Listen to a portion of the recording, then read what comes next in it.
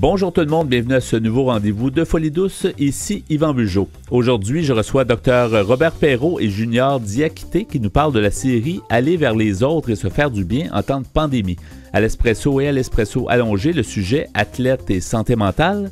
Notre collaboratrice Isabelle Provencher est des nôtres, elle nous parle des bienfaits des relations avec les grands-parents. Bienvenue à Folie douce. Vous êtes branchés sur Folie douce. Soyez au courant des multiples thèmes de la santé émotionnelle. J'accueille maintenant mes invités, Dr Robert Perrault. Vous êtes au téléphone, Dr Perrault. Bienvenue à Folie douce. Bien, merci beaucoup de m'accueillir chez vous. Ça nous fait plaisir. Et on a Junior Diakité qui est en studio avec nous. Bonjour, Junior. Bonjour. Alors, on va parler d'un projet ensemble, les deux. Un projet, en fait, une série qui s'intitule « Aller vers les autres et se faire du bien en temps de pandémie ». Si on pouvait situer ce que c'est, Dr Perrault, vous êtes à la direction de la santé publique et vous avez été impliqué dans la réalisation de ce projet-là. Absolument. Ce projet-là est né d'un constat qui n'est pas assez connu dans le public. Qui est celui qu'on guérit vite des stress comme celui associé à la pandémie. Vous savez, dans les médias, on voit beaucoup les souffrances des gens qui sont très légitimes, mais quand on regarde la science de comment évolue la santé mentale des populations qui sont soumises à des stress importants, on voit que les gens, en grande majorité, en réchappent et en guérissent rapidement. Et que très souvent, ils ont l'impression que ça va plus mal que ça va en réalité quand on mesure leur bien-être. Alors, on s'est dit, pour une fois, on va donner la parole aux gens qui ont eu des réactions, appelons-les positives si on veut, et que ces réactions-là, si on peut recueillir les récits de ces gens-là, on a une chance de les faire écouter à d'autres puis de leur donner des idées. Alors, c'est un peu l'idée de regarder la pandémie, puis regarder tout ce qui nous est arrivé d'un autre point de vue. Du point de vue de dire, écoutez, ça va mal dans le monde, mais moi, j'ai une contribution positive à faire. Alors, on a essayé avec nos collègues d'Execo, qui est un groupe communautaire dont c'est l'objectif de donner la parole à des gens qui d'habitude ne la prennent pas. On a essayé de recueillir des récits. On a fait ça en audio, c'est disponible sur le site web Santé Montréal, par exemple. Et on l'offre aussi en vidéo avec des images et des photos des enregistrements, des photos de où ça se passe, des quartiers où ça s'est passé.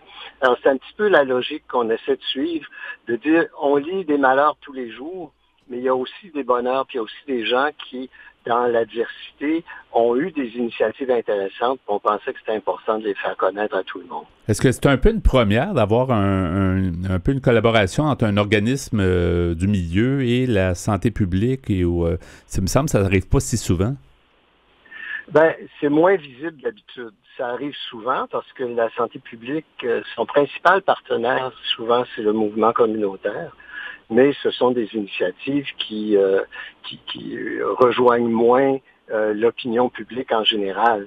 Cette fois-ci, je vous avoue que moi, je ne connaissais pas Execo et quelqu'un chez nous les connaissait, ils nous ont référé à eux et eux se sont chargés de la production. Ils ont envoyé sur le terrain des membres de leur groupe, ils sont allés rencontrer des gens, ils ont travaillé avec des ingénieurs de son pour recueillir les témoignages.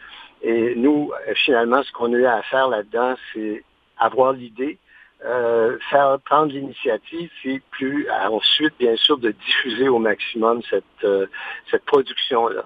Oui, j'aimerais aller à notre invité en studio, Junior Diakité, qui a participé, donc un des participants de la série. J'aimerais que vous nous parliez de votre expérience, comment c'est arrivé, comment vous avez été choisi peut-être pour participer à ce projet-là. Oui, donc moi, en fait, comment j'ai été choisi, ça a été à travers une amie que je connaissais depuis quelques années et elle est vraiment engagée dans le milieu communautaire et tout. Donc au début de la pandémie, elle m'avait contacté me demandant si j'avais des opinions ou quelque chose à dire par rapport au confinement et comment je le vivais. Ouais. Et moi, ça tombait bien parce que j'avais beaucoup de choses à dire là-dessus et j'avais pas vraiment de moyens de le partager. Donc quand elle m'a fait cette proposition, j'ai directement accepté.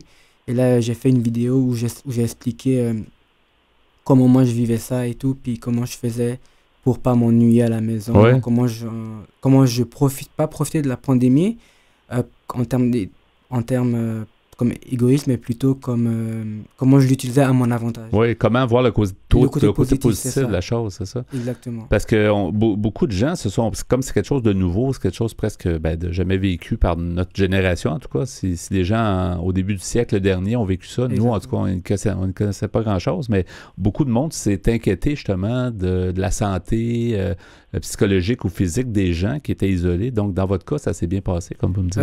Oui, c'est ça. Moi, ça s'est bien passé parce que j'étais quand même... j'étais pas tout seul, j'étais avec ma mère et ma soeur avec qui je vis, donc on se voyait tous les jours et tout, mais c'est sûr que les premiers jours, comme tout le monde, on croyait que ça allait se terminer rapidement en 2 semaines, donc j'ai pas développé, je me levais tard le matin, je me couchais tard aussi, puis quand je me levais, j'ai joué aux jeux vidéo pendant des heures et tout. Après quelques jours de ça, j'ai vu que ça allait continuer pendant 1 mois. Donc là, je me suis dit, OK, je ne peux pas continuer à vivre comme ça pendant 1 mois. Donc j'ai commencé à me développer une discipline, à m'entraîner, à apprendre de nouvelles choses comme l'espagnol que je remettais toujours à plus tard, ou apprendre un peu de programmation et tout, parce que c'est des choses que je voulais apprendre, mais j'avais jamais le temps. Et là, j'étais juste à la maison, donc j'étais comme autant en profiter.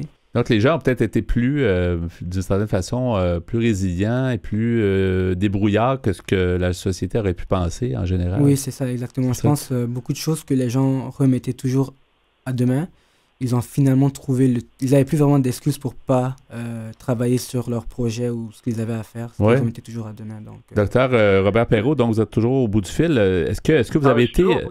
Oui, est-ce que vous avez été surpris un peu des témoignages? Il y a plusieurs personnes qui témoignent. J'ai vu quelques capsules, justement, où on entend les gens témoigner. Est-ce que vous avez été un peu surpris de cette espèce de résilience puis cette espèce de côté positif qu'il y a ça? Je dirais que non. Je dirais que j'ai surtout été ravi de voir la diversité d'expérience. Il y a des gens qui se sont exprimés par de la créativité, d'autres par de la générosité très, très bien ciblée. Il y avait quelqu'un, par exemple, une jeune femme qui nous disait, moi j'achète des cartes cadeaux. Chaque année, je donne des cartes cadeaux à des gens plus démunis que moi.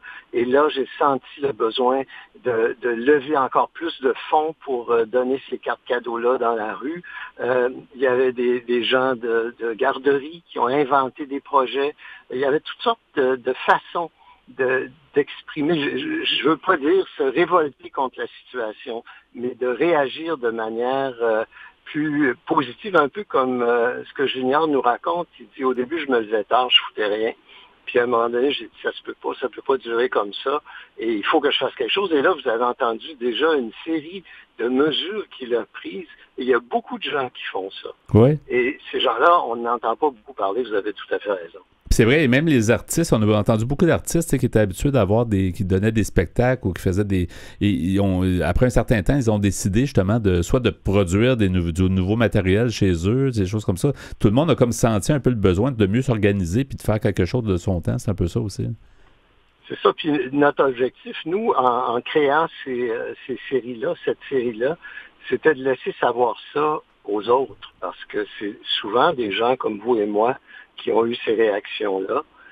C'est pas les artistes, bien sûr, mais il y a beaucoup d'inconnus qui ont inventé des façons de faire face à l'adversité. Et on pense que c'est important que ceux qui l'ont pas encore fait comme ça ou qui le voient pas encore tout à fait comme ça voient des exemples. Et c'est un peu dans le sens de la démarche qui, je pense, est très réussie. On est très heureux de la production. Moi, je connais pas Junior personnellement, mais je le connais parce que je l'ai vu et je l'ai entendu. Et les autres participants, c'était la même chose. Alors, c'est très chaleureux comme façon de faire ce qu'on appelle dans mon métier la promotion de la santé mentale. Oui, exactement. Je vais vous poser la même question. Je vais commencer avec Junior, puis ensuite, j'irai vous voir, Dr Perrault. Ici, on s'est souvent posé la question, même avec des invités, on se disait, est-ce que le pire est à venir quand on parle de santé mentale? Tu sais, on a l'impression que pendant la pandémie, les gens se resserrent un peu les coudes, vont faire des choses, et après, on a toujours l'impression, est-ce que ça va retomber? Est-ce qu'il va y avoir des problématiques qui n'existaient pas avant, ou que ça va empirer les problématiques qui existaient? Quelle est votre opinion, Junior? Je demanderai à Dr Perrault ensuite la sienne. Par rapport à ça, je pense que, comme Dr Perrault l'a dit, je pense que cette pandémie, elle va apprendre aux gens peut-être de devenir plus résilients. Et donc, concernant la santé mentale, je pense que sûrement, oui, ça va laisser des conséquences néfastes et négatives. Mais je pense que s'il y a un groupe de personnes qui vont quand même développer une certaine résilience par rapport aux difficultés de la vie en général. Parce que quand on passe à travers une pandémie comme ça, surtout quand on passe à travers ça tout seul, isolé pendant des mois tout seul, je pense que c'est sûr qu'il y a quelque chose de positif qu'on retient de ça.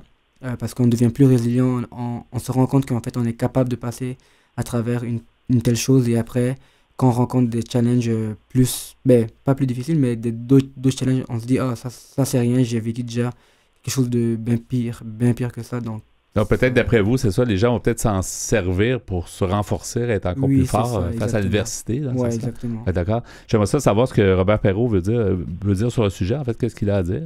Oui. D'abord, je veux dire que c'est la majorité des gens qui vont s'en tirer très bien. Mais il ne faut pas oublier qu'il y a des personnes plus vulnérables dans la société et que ces personnes-là, si leur réseau social n'est pas assez présent, se retrouvent toujours un petit peu mis à l'écart. Alors, il faut, en plus d'être content qu'il y ait des gens qui s'en tirent, être préoccupé de ceux qui sont plus vulnérables dans la société et s'en occuper. Mais ceci dit, puisqu'on est plus dans ce qu'on appelle la santé mentale positive, la science dit à peu près ce que Junior vient de nous dire. C'est-à-dire que on s'en réchappe seul, en groupe, là, mais sans aide professionnelle, disons, en grande majorité.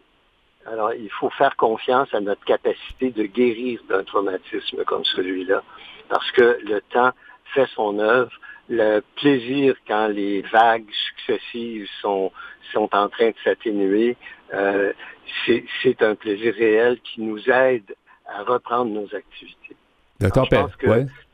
Oui, allez-y. Non, ça va. Non, je me demandais, finalement, vous en tirez une conclusion très positive de cette série, là, aller vers les autres et se faire du bien en temps de pandémie. Je pense que les objectifs que vous aviez ont été atteints, j'imagine. Les résultats vous satisfont aussi, j'imagine? Oui, on est très content. On regarde, j'ai pas avec moi malheureusement pour cette entrevue là les statistiques d'utilisation de visionnement de nos capsules, mais ça marche bien. On a de bons feedbacks et je pense que c'est une initiative qui mérite d'être reprise. On n'a pas besoin d'une crise pour mettre en vedette des gens ordinaires qui ont des bonnes idées. Nous, notre intention, ce serait de continuer à essayer de mettre en valeur les gens qui prennent des initiatives de soit de créativité ou d'entraide importante. Il faut que ça se sache parce que ça inspire les autres. Oui, c'est ce qui m'a plu beaucoup personnellement d'entendre des gens, comme vous dites, des gens ordinaires, mais qui ont quelque chose de très intéressant à dire. Donc, c'était fort intéressant. Avant de terminer, j'aimerais qu'on mentionne comment on peut trouver ces capsules-là. Vous parliez de le côté audio, même le vidéo. Donc, qu'est-ce qu'on doit chercher et qu'est-ce qui est la meilleure façon pour trouver justement ces capsules? Je pense en googlant « Aller vers les autres et se faire du bien », on va tomber sur le site de Santé Montréal.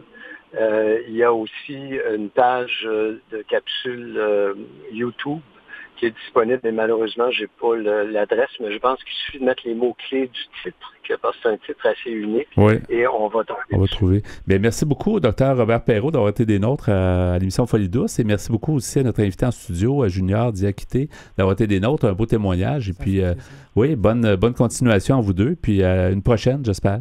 Merci à vous. Merci. Merci, au plaisir, puis au revoir, Junior, merci d'avoir participé. Ça fait plaisir, merci à vous aussi. Merci beaucoup à vous deux. Vous voulez mieux nous connaître et communiquer avec nous? Visitez notre site Internet au www.antenne.qc.ca. antenne.qc.ca. C'est le bloc Espresso. Bonjour Pierre Laporte. Salut Yvan. Aujourd'hui, ton sujet, athlète et santé mentale. Oui, les athlètes qui sortent du garde-robe, j'aimerais dire. C'est peut-être un peu exagéré aujourd'hui, mais qui sortent du garde-robe en parlant, je veux dire, de leurs problèmes de santé mentale. Il y en a plus, finalement. Il y a une époque où c'était des artistes ou certaines personnalités publiques, mais c'est vrai que les athlètes, c'était plutôt tabou. Hein? Oui, mais ils le font maintenant. Aujourd'hui, ils sortent et ils parlent publiquement dans le problème de santé mentale plus facilement qu'avant. Peut-être aussi parce que le monde des athlètes masculins, c'est peut-être un petit peu plus macho finalement que le monde des chanteurs, des acteurs peut-être. Il y a des athlètes féminines aussi qui sont sorties. Là, on l'a vu aux Olympiques, les dernières Olympiques entre autres, puis aux Jeux olympiques. Différents endroits là, où les gens n'ont pas trop peur de... Dans le fond, c'est moins tabou, c'est ça qu'on peut en convenir. De moins en moins. C'est ça, ce qui est une bonne nouvelle. Oui, de notre point de vue. C'est ce qu'on veut avec l'émission. Fait que nous autres, tant que c'est moins tabou, ben, ça veut dire qu'on fait des progrès. Là. Exactement. Donc, je vais vous lire quelques passages d'un article que j'ai trouvé sur Internet qui s'appelle « Santé mentale, le témoignage et l'exemple des athlètes peuvent être utiles ». C'est un article que j'ai trouvé sur le site msn.com. C'est écrit par M. Jean-Benoît Legault, qui est journaliste à la presse canadienne. Alors, il commence par une citation de Mme Véronique Boudreau, qui est spécialiste de la psychologie du sport à l'Université de Sherbrooke. Et celle-ci nous dit « En annonçant publiquement qu'ils prennent du recul pour soigner leur maladie mentale, des athlètes de calibre international comme la gymnaste Simone Biles et la joueur de tennis Naomi Osaka prouve que tout le monde peut rencontrer de telles difficultés et qu'il est important de demander de l'aide avant que le fardeau ne devienne trop lourd à porter. » Elle continue en disant « Ils ne sont pas invincibles. On a tendance à croire qu'ils le sont et qu'ils sont immunisés de vivre des troubles de santé mentale parce que ce sont des gens très performants, qui s'expriment généralement bien et qui se présentent bien. » Et ce qui m'a choqué, si je peux me permettre, Pierre, là, j'ai lu des commentaires justement sur, entre autres, Biles là, aux Olympiques qui s'est retiré pour quelques compétitions. Puis il y a quelqu'un qui disait « Ah, c'est ce qu'on appelle choker. » J'ai pas aimé ce propos-là. Ça veut dire que la personne-là a vraiment rien compris de la santé mentale. Ouais. Puis je trouve qu'on a du chemin à faire là-dessus. Oui, il y a encore du chemin à faire, c'est vrai.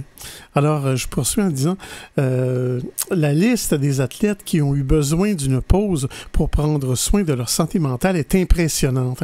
En plus de Mme Biles et Osaka, on pourrait mentionner le nageur américain Michael Phelps, qui a admis avoir envisagé de se suicider après les Jeux olympiques de 2012. La sprinteuse américaine Sha'Carri Richardson, le cycliste néerlandais au nom francophone Tom Dumoulin et la basketteuse Liz Cambage. Plus près de chez nous, le hockeyeur bien connu Jonathan Drouin a quitté son club, les Canadiens de Montréal, en avril 2021 pour des raisons personnelles. Vraisemblablement, après avoir été affecté par la couverture médiatique et l'intensité des partisans. Et certains diraient que ça nous a peut-être coupé, peut-être ça nous a... en fait, on a peut-être manqué la Coupe Stanley d'une certaine façon, mais peut-être pas. Mais en même temps, c'est important qu'il prenne soin de sa santé, c'est sûr. Je pense que dans son cas, il y avait presque plus le choix. Non, je pense qu'il ne sentait pas d'attaque. Oui, mais je reviendrai avec M. Jonathan Drouin. Ouais. Alors, tout compte fait, dit Mme Boudreau, même les meilleurs athlètes du monde ne sont que des êtres humains et ils sont confrontés aux mêmes facteurs de risque que les autres en ce qui concerne leur santé mentale. Au-delà de cela, Mme Boudreau nous dit qu'ils font aussi face à des facteurs de risque additionnels liés au sport. La pression non seulement de performer, mais aussi d'exceller peut être écrasante. Certaines croyances bien ancrées associent excellence et souffrance. Le fameux slogan « No pain, no gain » qu'on connaît tous se passe probablement de traduction, ce qui envoie à l'athlète le message qu'il n'y a pas de place à se montrer vulnérable et qu'il n'y a pas de place non plus à parler des difficultés de santé mentale. Et surtout, souvent, dans le temps, je pense qu'on comprenait toujours no pain, no gain, c'était physique. La santé mentale, ça a toujours été mis un peu de côté, mais effectivement, c'est très important. Mm-hmm. Et c'est sans parler des blessures que peuvent subir les athlètes, voire des agressions sexuelles dont ils pourront être victimes dans des cas extrêmes. Étant donné le climat qui va régner et où on va légitimiser ou normaliser des pratiques qu'on n'acceptera pas dans d'autres contextes. Madame Boudreau continue en disant « Dans le milieu du sport, on dit qu'on veut encourager le processus et la maîtrise, mais dans les faits, ce qu'on valorise, ce que les médias valorisent, l'entourage, la société, ça reste que ce sont les médailles, le résultat et la performance. Ce que les fans veulent voir, c'est ce qu'on trouve excitant et qui nous impressionne. Les attentes des partisans sont claires. On s'attend à ce que Simone Biles rafle toutes les médailles d'or. On s'attend à ce que Jonathan Drouin remplisse le filet et on s'attend à ce que Naomi Osaka remporte match après match. Quand cela se produit, la situation est tellement banale, tellement attendue qu'on passe rapidement à autre chose. Habituellement, en attendant de voir si la prochaine performance sera à la hauteur des attentes.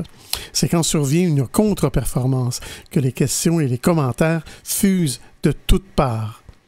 Alors, je m'arrête ici, Yvan, et je poursuivrai un peu plus tard dans l'émission. Oui, à l'Espresso allongé, donc athlète et santé mentale, demeurez des nôtres.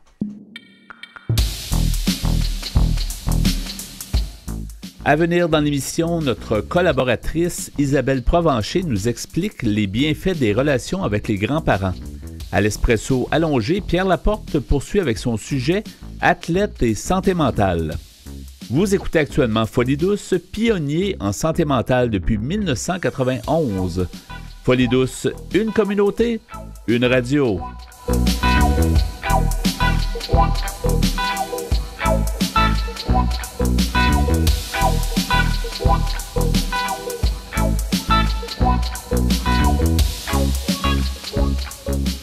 La bonne santé mentale touche à tous les aspects de notre vie. Donnons maintenant la parole à nos chroniqueurs.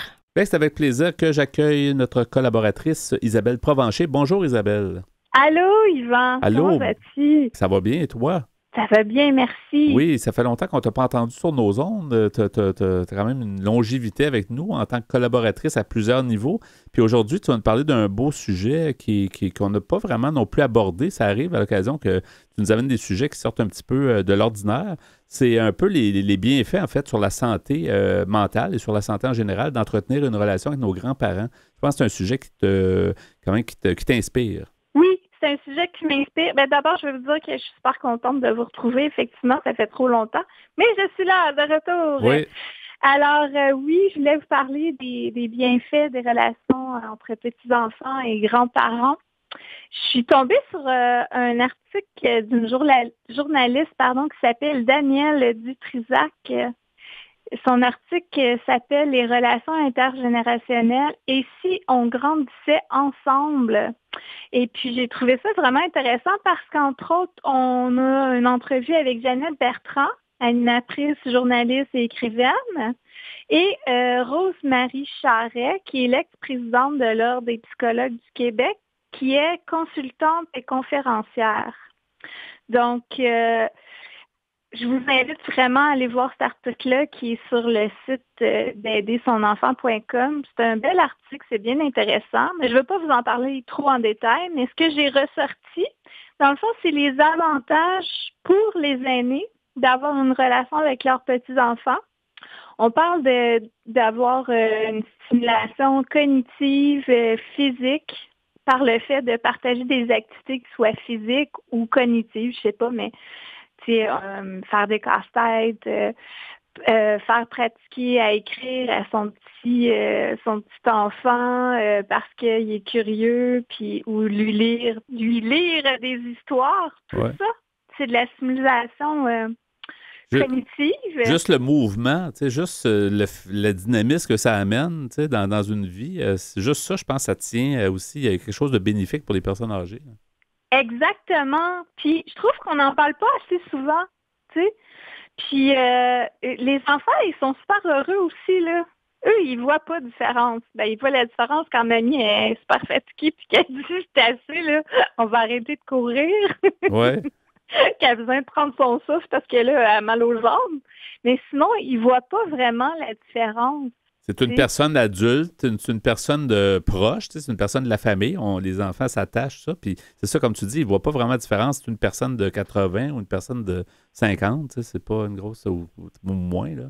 Exactement. Puis ce qui arrive aussi, c'est que c'est tellement un beau rôle. Parce que là, quand tu étais parent, tu avais comme le rôle autoritaire d'élever tes enfants puis de les chicaner. Mais là, tes grands-parents, tu n'as pas ce rôle-là, là.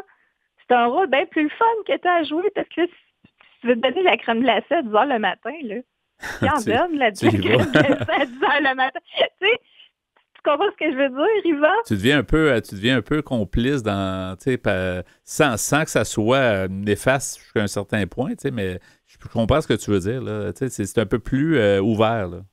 Exactement. Puis, tu sais, au niveau justement de l'ouverture d'esprit, tu sais, le monde a changé depuis que les grands-parents, quand ils étaient jeunes, c'était un autre monde.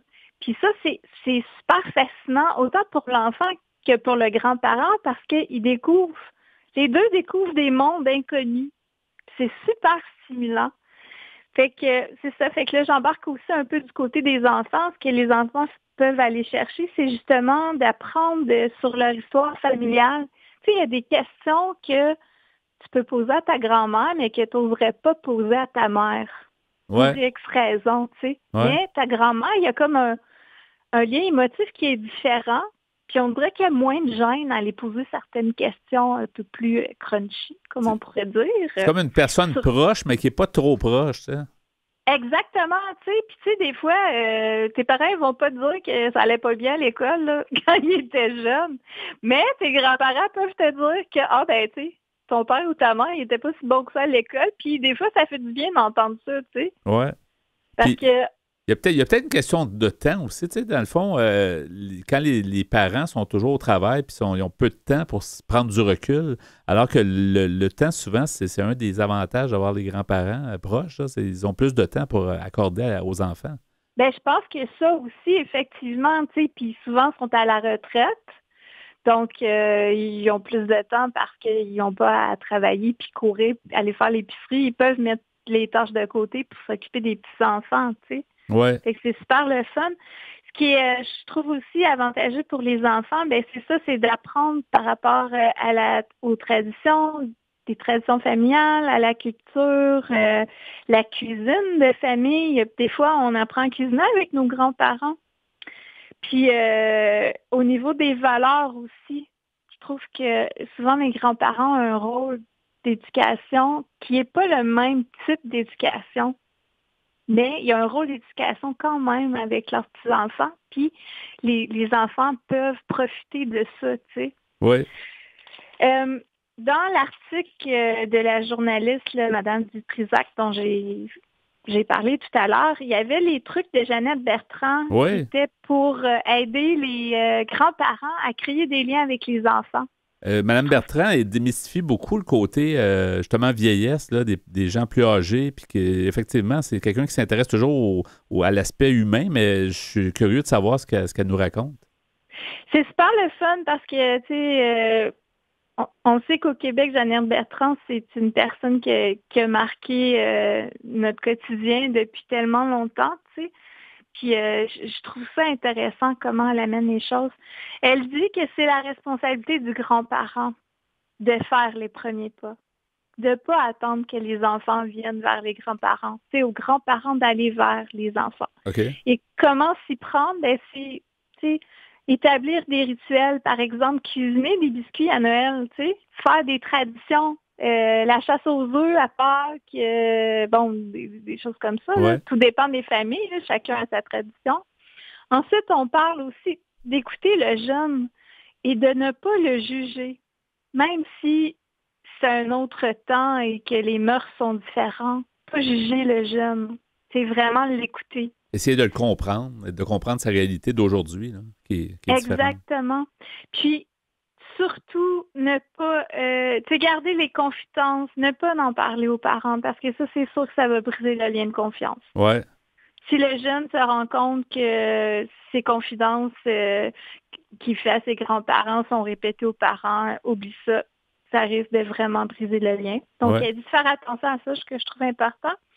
Elle dit aussi de ne pas avoir peur de déranger ses petits-enfants. T'as le goût de l'appeler, appelle-les. Au pire, s'il n'est pas disponible, il va te le dire. OK.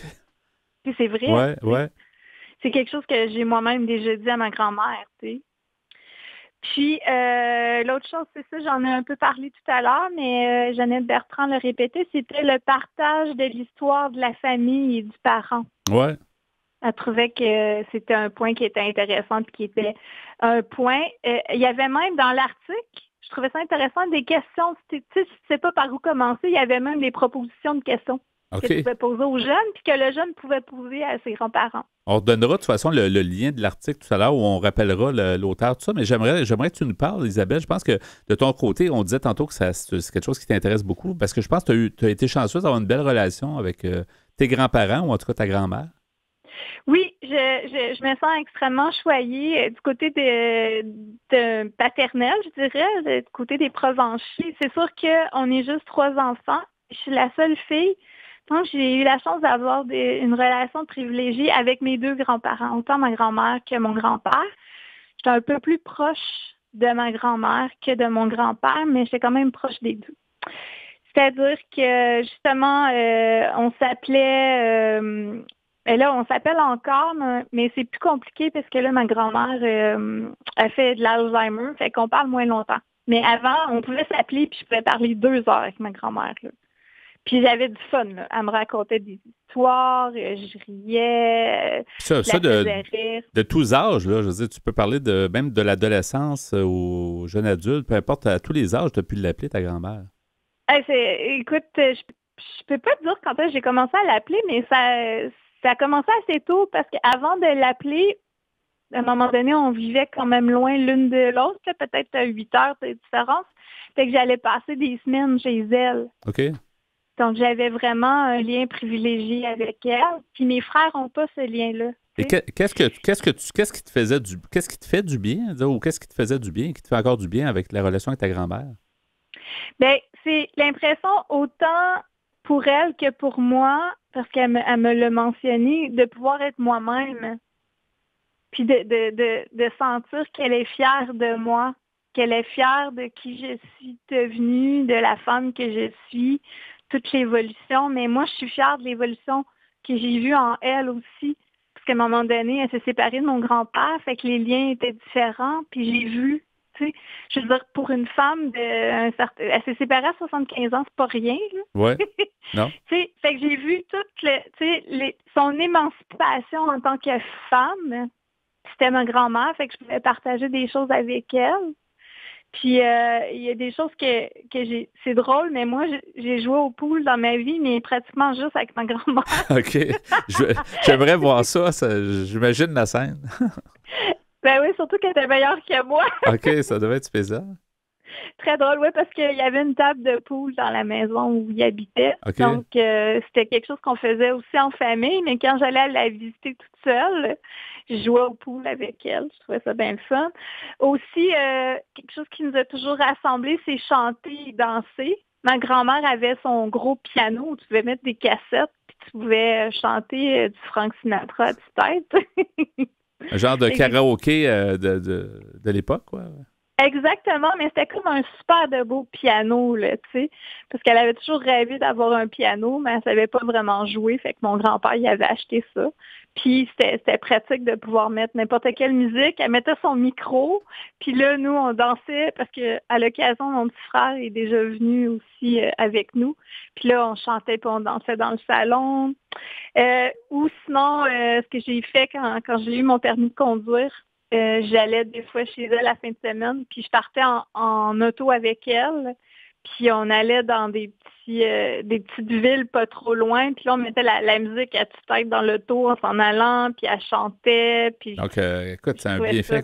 Écoute, ça passe tellement vite, crois-le pas, c'est presque fini, Isabelle, mais on voit que l'importance est là pour la santé mentale, pour la santé physique. La relation des grands-parents est très importante.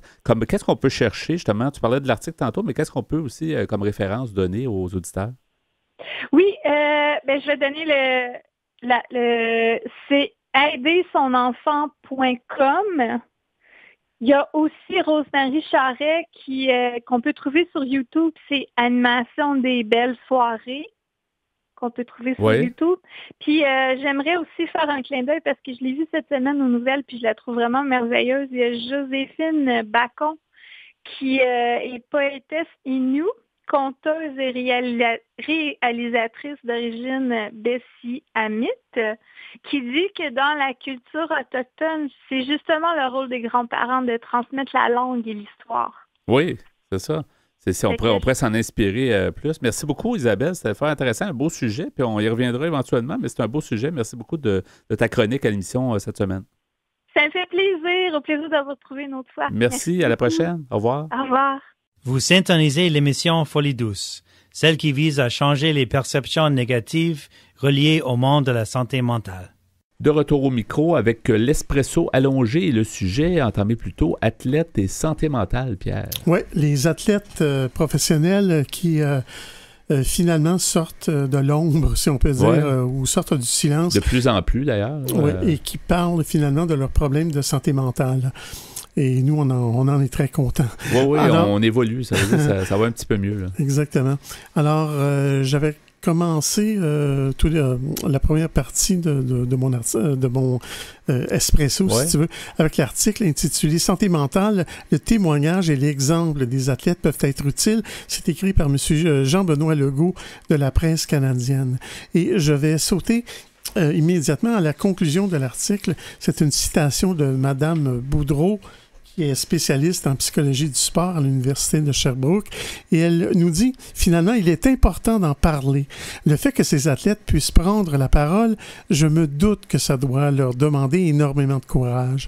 J'espère que ça inspire les gens de voir que c'est normal de vivre des difficultés de santé mentale et que ça touche tout le monde.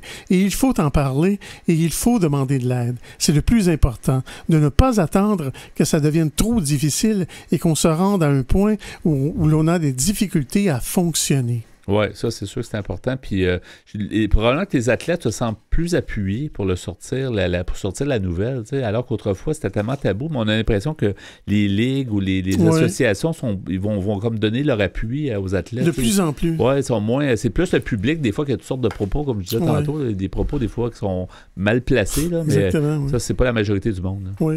Et dans un deuxième article que j'ai retenu sur Internet, un article intitulé « Anxiété et insomnie, le calvaire de Jonathan Drouin durait depuis des années ». C'est sur le site du Journal de Montréal. C'est écrit par M. Jonathan Bernier, journaliste au Journal de Montréal. Il nous dit « La machine à rumeurs s'est souvent emballée depuis que Jonathan Drouin a choisi de faire une croix sur sa saison en avril 2021. Pour la première fois en 5 mois, le hockeyeur a accepté de faire le point en se confiant à TVA Sport et à RDS. » Je peux confier, Pierre, que moi, des fois, Jonathan Drouin, on trouvait qu'il ne performait pas à la hauteur. Tout ça, mais en apprenant ça, sans l'excuser, je trouve que j'ai compris des affaires. Moi je me suis dit, peut-être qu'il y a des choses qu'on ne savait pas. Puis ça m'a éclairé sur autre chose. C'était important, sa sortie à ce niveau-là aussi. Oui, d'accord avec toi. Alors, Jonathan a dit, ça n'a rien à voir avec la drogue ou l'alcool. Tout au long de l'année, j'ai eu des problèmes d'anxiété et des problèmes d'insomnie, a indiqué l'athlète de 26 ans à Renaud Lavoie. D'ailleurs, ça fait plusieurs années que je deal avec ça. S'il avait relativement bien réussi à gérer la situation jusque-là, les événements reliés à la pandémie, tels les restrictions, les confinements et les recommandations de la santé publique, ont probablement été les catalyseurs d'un problème déjà présent et persistant. Jonathan continue en disant « Être confiné dans sa chambre d'hôtel, passer 4 ou 5 jours sans pouvoir sortir, c'est certain que ça n'a pas aidé. Ça a peut-être même accéléré le processus. » Sans compter que dans les jours précédents, il y a eu son retrait de la formation après une période d'échauffement d'un match à Calgary. Il avait été malade. L'attaquant du Canadien s'est confié le 19 septembre dernier sur les moments difficiles qu'il venait de passer. Il a dit « Cette semaine-là avait été difficile. Je n'avais aucune énergie pour jouer au hockey. Quand je suis sorti du warm-up, je n'avais aucune force, tant physique que mentale. C'est là que j'ai pris la décision de me retirer du hockey, de prendre soin de moi et de demander de l'aide pour l'anxiété et l'insomnie. » C'est incroyable, pareil, hein, qu'un athlète de ce niveau-là a plus de force mentale et physique. Écoute, c'est son moteur, là. C'est dramatique, là. Mm-hmm. Il a dû paniquer un petit peu, finalement. En sachant pas trop qu'est-ce qui y arrivait, j'imagine. Là, il devait être un peu déboussolé. Ça va être très, très, très difficile. Il a dit, cette décision, il raconte l'avoir annoncée à Marc Bergevin et Dominique Ducharme à leur descente de l'avion au retour de l'équipe de Calgary. Jonathan nous dit, il y a eu des larmes. J'avais joué 44 matchs. Il Il restait une semaine ou deux avant les séries éliminatoires. C'était difficile de quitter à ce moment parce que les séries, c'est la raison pour laquelle on joue. Mais je venais de frapper un mur. C'est le temps de prendre un pas de recul et de savourer la vie, précisant qu'il était maintenant physiquement, mais surtout mentalement plus en santé que jamais. Le sport professionnel a beau être un milieu compétitif, Drouin assure avoir ressenti des appuis aux quatre coins du circuit, à commencer par ses propres patrons et coéquipiers. Il a dit « Le soutien de Marc Bergevin dès la première journée a été A1. C'est la meilleure réponse que je pouvais recevoir. » Il nous dit « Je suis resté en contact avec Dominique et les gars. C'était facile pour eux de comprendre. Ils ont joué avec moi. Ils ont vu que certaines journées étaient plus difficiles que d'autres. C'était bon d'avoir le soutien de toute l'équipe. » Évidemment, il a suivi l'excellent parcours du Canadien en séries éliminatoires 2021.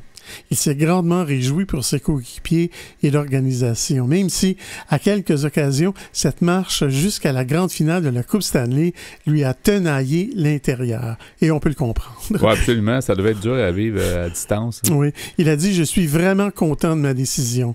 Même s'il y a des matins où, je me rappelle la série contre Vegas, ce sont des moments où je voulais retourner jouer au hockey. » Et il conclut en disant « Je savais dans quoi je m'embarquais dès le premier jour. Il y a de la pression et des moments plus difficiles que d'autres. Je suis capable de le comprendre. Mais il y a du fun à jouer à Montréal. » Alors, je n'ai pas... En terminant, peut-être te rappeler le nom si les gens voudraient aller le lire. Oui, parce que je n'ai pas eu le temps de tout lire. Ouais. Mais ça s'appelle « Anxiété et insomnie, le calvaire de Jonathan Drouin ». Durait depuis des années sur le site du journal de Montréal.com. Merci beaucoup, Pierre. Donc, athlète et santé mentale. Vous aimeriez réentendre nos émissions, entrevues et chroniques via YouTube? Pas de problème. Pour y accéder, visitez notre site web antenne.qc.ca. antenne.qc.ca. Quelques mots pour conclure ce rendez-vous de Folie douce. Alors, merci beaucoup, Pierre, pour ta mise en onde. Bienvenue, mon cher. Ainsi que pour tes blocs Espresso, tu nous as parlé d'athlètes et santé mentale, un sujet fort intéressant et assez actuel, je dirais. Alors, c'est vraiment intéressant. Nos invités en début d'émission, Dr Robert Perrault et Junior Diakité, nous ont expliqué mieux le projet, en fait, la série « Aller vers les autres et se faire du bien en temps de pandémie ». Merci d'avoir été des nôtres. Notre collaboratrice Isabelle Provencher était aussi de l'émission. Elle nous a parlé pour sa part des bienfaits des relations avec les grands-parents. Là, une histoire un peu personnelle, mais qui touche certainement beaucoup de gens. Là. Beaucoup de gens ont des très bonnes histoires avec leurs grands-parents et beaucoup d'attachement. Alors, c'était intéressant de la recevoir cette semaine à l'émission. C'est donc Yvan Bugeaud à l'animation. Bonne semaine à tous et à la prochaine Folie douce. Au revoir!